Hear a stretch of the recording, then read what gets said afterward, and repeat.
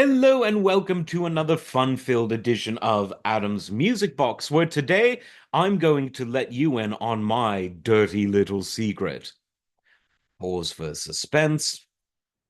I love the 101 Strings Orchestra. Now, some of you might be asking, who the hell are they and why is this a scandal? Well, some call this elevator music, some call it corny, but it sold a lot of records. But since when does that matter to me? This is about the quality of the music more than the commercial side of it. But I like it. I really like the music. So, for those asking yourselves, what the hell is the 101 Strings Orchestra? This was a series of albums that began in 1957 and went on until the early 1980s. It was the brainchild of the founder of Essex Records and later of Somerset Records, and this was David Miller. Now, he was looking at sort of the trends in what at that time was easy listening or light music. Think Mantovani, in a monastery garden and things like that, or the very famous albums that were executive produced by the actor and writer Jackie Gleason, the comic actor. Those were doing well by the mid 50s. And so Miller thought, why don't I just produce a series of this music with lush orchestrations recorded in state-of-the-art stereophonic sound, playing the sort of light, relaxing music that people want to hear. A bit of pop, instrumental pop covers, bit of light classical, bit of ethnic music, but done in sort of a sterilized, sort of, gushy sort of, you know, what's that word, saccharine they call it, way, and all of that stuff, which maybe doesn't sound very complimentary to the 101 Strings Orchestra, but the stuff was good, and it was meant to relax you, and it was kind of meant as background music to a party or at a shop or something like that, or a restaurant, a bar. And I think it not only did its job, but when you think about how today, even the pop hits of today are really almost intended to be background music, someone's underscore on TikTok, something you hear on a commercial. The background music of the 101 Strings Orchestra was actually more in the foreground than a lot of music today is that's intended to be in a foreground. So that's sort of one of these ironic twists of history.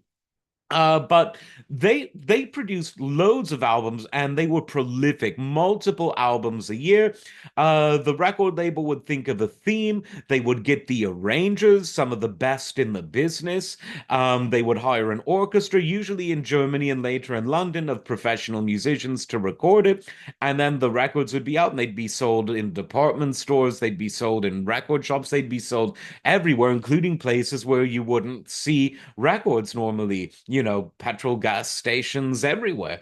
And eventually, the label Somerset was sold. It was sold, I believe, in mid 60s, around about that time. And the new buyer who bought it from David Miller turned it into something even bigger. This was a man called Sherman, Al Sherman, and he renamed it. Well, he took the brand, if you will, and the catalog of the 101 Strings Orchestra, and he formed Elsher International Records, a very famous label, and he increased the prolific output. So maybe on average, maybe it was almost like they were putting out an album every other month. And they all sold. They all had a different theme. I can read you some of them. There were, million seller hits of the 30s, 40s, 50s, 60s, the music of Hank Williams, the best of the blues, movie soundtracks like Around the World in 80 Days, percussion around the world, music for girls, million seller soul hits, songs of faith, the glory of Christmas, Peer Gynt. I'm just reading more of these songs made famous by Gladys Knight and Stevie Wonder, done obviously in this orchestral style. Beatlemania, songs of Greece, songs of Old England, songs of Germany, songs of Poland, pop classics. You'll Never Walk Alone. That's not a 101 strings orchestra album. I'm just reading it from the record label's website, but let's see which other ones they've got. The Soul of Spain, multiple volumes of that, the Songs of Ireland, and etc. So you sort of get the idea. And all of it was really listenable. And again, everyone needs background music because while music is generally best in the foreground, if you have to put up with something in the foreground that isn't music, why not at least have music in the background? And that's what 101 Strings provided. And they provided it really well. And the good news is they have remastered most and are going to continue to remaster all of the original 101 Strings albums from the original master tapes. The website, as I said, the new owner of Elsha Records is Countdown Media. They have their discography there. They have Spotify playlists that they've made, and all of this stuff is getting remastered on Spotify and in high resolution on Tidal, so you really can't lose.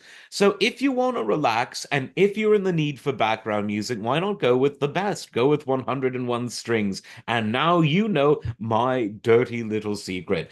Commence to insult me in the comments section, hopefully in an intelligent, musical way, and not just the usual insults of, "Yeah, it would have been nice if we could have heard the song. I don't know anything about YouTube's copyright policies. Derp, derp, derp." Anyway, enjoy 101 Strings. Love it or hate it. It's going to make you feel relaxed. Like, subscribe. We'll see you next time. Take care.